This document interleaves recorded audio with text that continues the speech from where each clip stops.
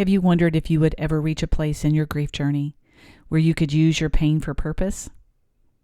In today's episode, we are going to talk about that, and I'm going to give you 5 steps necessary to be able to reach a place where you can use your pain for purpose. I'm so glad you joined me, and I pray that something you hear today blesses you and gives you strength for your journey. This is Teresa Davis, your host of the Grief Mentor podcast. Welcome to Season 2, where together we will journey through the hardships that grief thrusts upon us while holding on to the anchor that is trustworthy and true. Here you will find interviews and biblical truths that speak healing into the mind, body, and spirit of the brokenhearted. I'm so glad you're here. Welcome back to the show. This is your host, Teresa Davis. This week is Real Talk with the Grief Mentor, and I want to share an experience with you that Tony and I had over Labor Day weekend. We went to Arkansas and spent 4 days with 28 parents whose life did not turn out like they expected. We gathered together to learn how to serve those better that have experienced child loss. Tony and I are facilitators for a ministry called While We Are Waiting. It's a retreat for parents whose children have gone on before them. Now, you've probably heard me talk about this before on the podcast. Those of us that gathered there, we had a purpose to learning how to better serve you. We're all very dedicated to shining a light into the darkness of child loss. We have all found purpose in holding out our hand to those who are walking that road of grief. To find out more about the ministry, I'll link the very first show that I ever did. The very first interview for the podcast was with Jill Sullivan, because Tony and I attended the retreat as bereaved parents for the first time. We got canceled during COVID, and I think we did attend in that summer of 2021. So it impacted our lives. And so I recorded that episode with Jill for the very first interview. So you can go back and listen to that and get all the details. She'll explain to you exactly what to expect over the weekend. There's many locations now. Arkansas was the first one. It's where what we call the refuge. It's a beautiful place, but there's also lots of beautiful places and other locations that might be more convenient for you. So I'll include that link to that show notes, and it'll also have the website where you can go and see that as well. And it also newly have added retreats just for parents who have lost children, their death by suicide.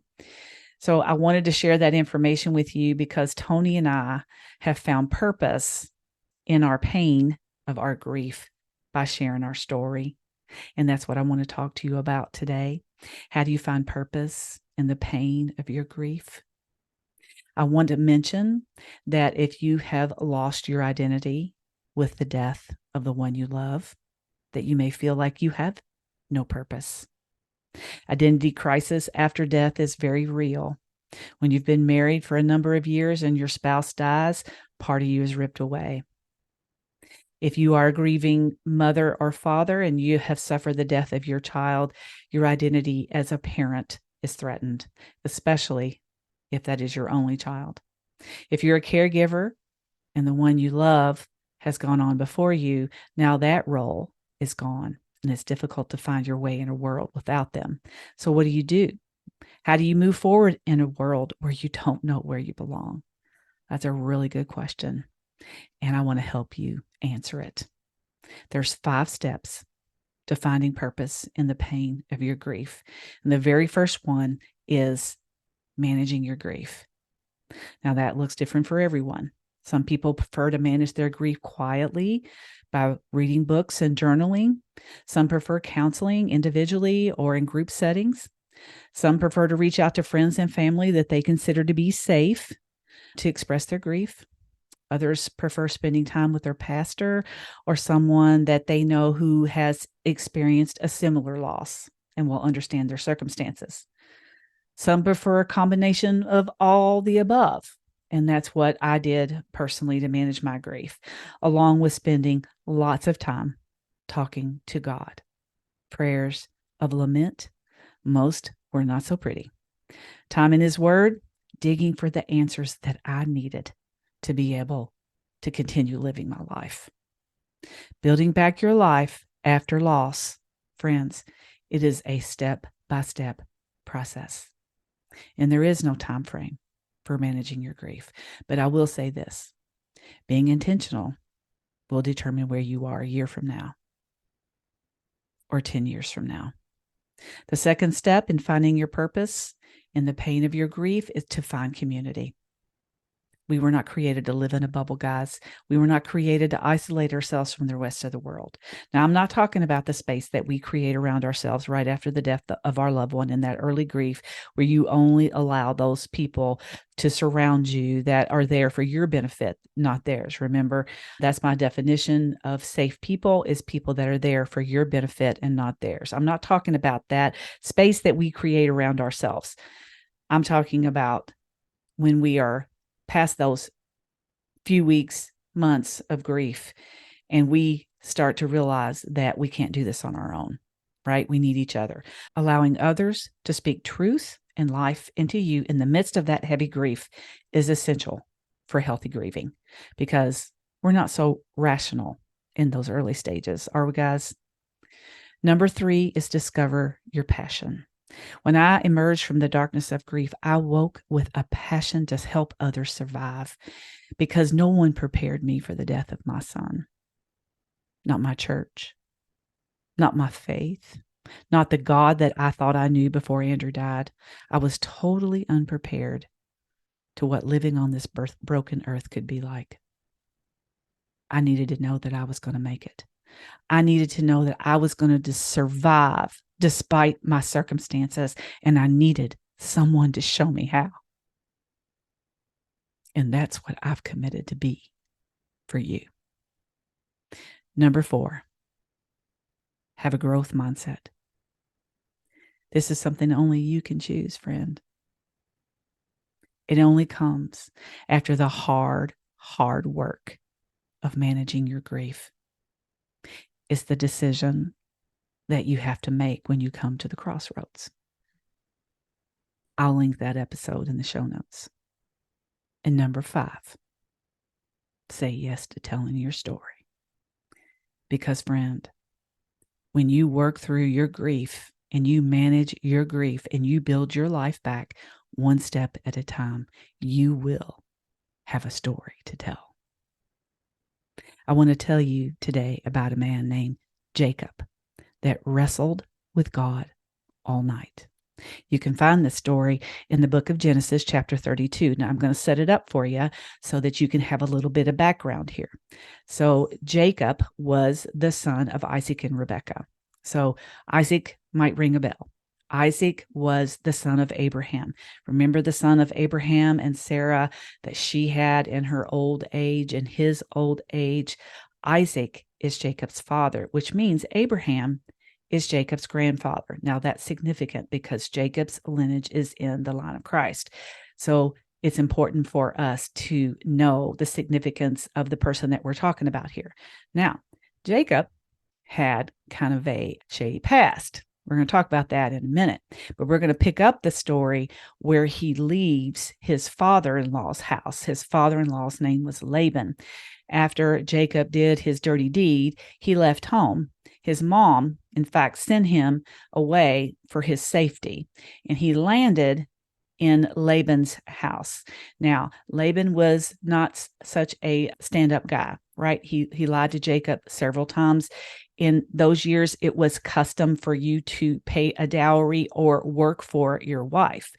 Well, he tricked Jacob with his first wife, and he gave him the wrong daughter on his wedding night. Interesting story. Guys, listen, if you think the Bible is boring, you need to go back and read this story. Okay. It's full of passion, lies, deceit, the whole 9 yards. So basically, after Jacob spent 20 years of his life serving Laban, he left in the cover of the night. He snuck off secretly, because he had begun to detect that his father-in-law, his attitude toward him was changing, and his brother-in-law's attitude toward him was changing, and he began to fear for him and his family. So he left in the shadows of the night. So he decided that he was going to go home, back to his homeland of Isaac. But here is the cliffhanger here. There was a situation there that was unresolved. Because when Jacob left home, it was right after him and his mom tricked his dad, Isaac, into giving him the birthright, the blessing that belonged to his brother Esau. See, here's the thing. Esau was a manly man. He was a hunter. He, chased wild game. He lived, off of the land, and he was his dad's favorite. But his mother's favorite, Jacob was a mommy's boy, was Jacob. So she manipulated, and he agreed, and they tricked Isaac into giving him the blessing. Now, that's a big deal. That's a big deal in the Bible days. That was a really big deal. And he was his mom was afraid for his life. So she told him to leave. So that's what happened. And then he went to Laban. So he had not seen his family or his brother Esau this entire time. So he began to think on this. What am I going to do? I got to come up with a plan. I've got to find a way to soften Esau up. So he decided to send out some messengers to go ahead of him in his big party. Because listen, by the time he left Laban, he had 2 wives, he had many possessions, and he had herds and herds of animals. So we're talking about a pretty big caravan here going across the country, going back to his father's homeland. So he sent messengers ahead and said, let Esau know that I'm coming home, and tell him the reason that I've been gone for 20 years. So he's trying to lay the groundwork so that things will go well for him. Well, his messengers did exactly as he told him. And when they come back to Jacob, they reported, we gave Esau the message. And guess what? He's on his way with 400 men. Well, it's interesting to me that the story in the translation of the message said Jacob was not just scared, he was very scared because of how he left things at home. He assumed that Esau was coming to harm him. Now, that's a whole nother story in and of itself. So if you want to see how that turns out, you'll have to go read in the book of Genesis. But in the meantime, Jacob decided, I'm going to have to do something here, or this is not going to go well for me. So he split his camp in two. Okay. He took all of his belongings and his possessions and he split them in two so that if Esau attacked one camp, the other camp could get away. He told his messengers, he said, look, I'm going to give my brother a series of gifts, and I want you to give them to him episodically. So meet him when he's this far out and give him this gift. And then meet him when he's this far out and give him this gift. So he was really, really working hard at softening up Esau so that he wouldn't come in and kill him and his entire family. So after he made that plan one night, he decided to take his wives and his children and put them in a safe place, a different place than where his camps were. And then he came back to that area that night alone, and he stayed by himself.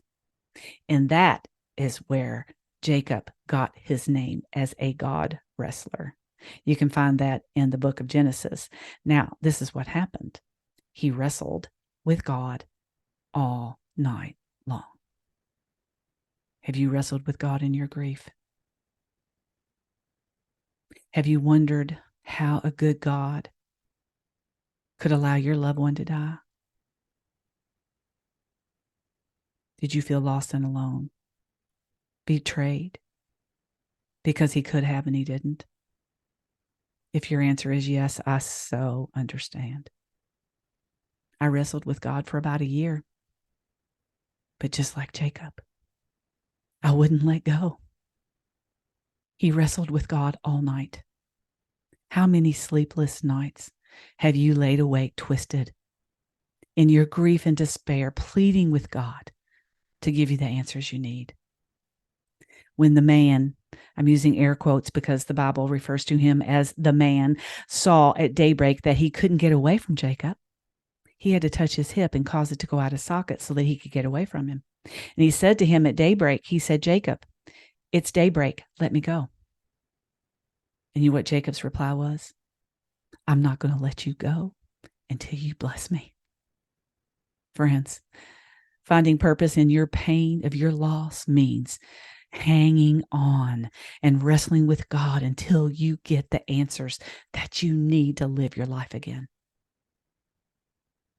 When it was all over, Jacob asked the man, what is your name? He said.